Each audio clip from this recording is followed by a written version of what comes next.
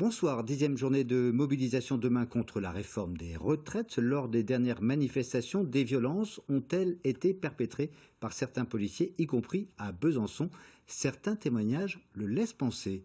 Emmanuel Rival. Ces images ont été filmées jeudi dernier près de la fac de lettres de Besançon. Le montage donne une impression de chaos. En réalité, il s'agit d'un bout à bout des grenades lancées vers les manifestants. 7 au total, et c'est la dernière qui pose question. Envoyée en cloche, la grenade atterrit contre un feu de signalisation. Une utilisation dangereuse, selon le représentant de cette association étudiante. On craint d'énormes dérapages, mais d'énormes dérapages policiers. Nous, c'est ce que nous craignons. On a eu des CRS qui ont eu des gestes qui sont inadmissibles, des jets de grenades de désencerclement en cloche. Nous avons des vidéos qui prouvent qu'on a des explosions au niveau des têtes. Il y a des mineurs qui étaient présents dans les cortèges, qu'il y a des enfants et qui se sont pris des grenades de désencerclement.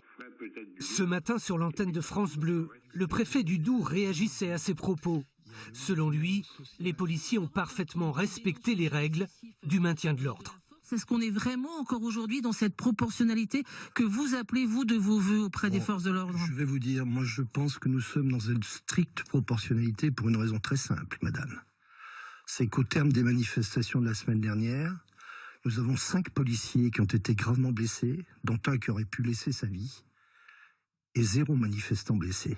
Donc nous sommes extrêmement attentifs. Vous parlez de Besançon? Je parle de Besançon, 0 manifestant blessé. L'un des 5 policiers blessés a été frappé avec un skateboard en marge d'une manifestation. 18 points de suture, 3 ans de prison ferme pour l'auteur des faits. Un autre a été blessé aux jambes par des pierres, un autre a reçu des coups de barre de fer au torse.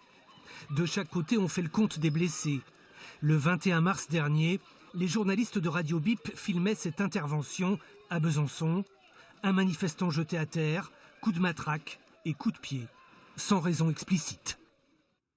Et puis sachez que les différents rassemblements et manifestations programmés demain en Franche-Comté pour cette nouvelle journée de mobilisation ont été listés par Sophie Courageau et ça t'a retrouvé sur notre site.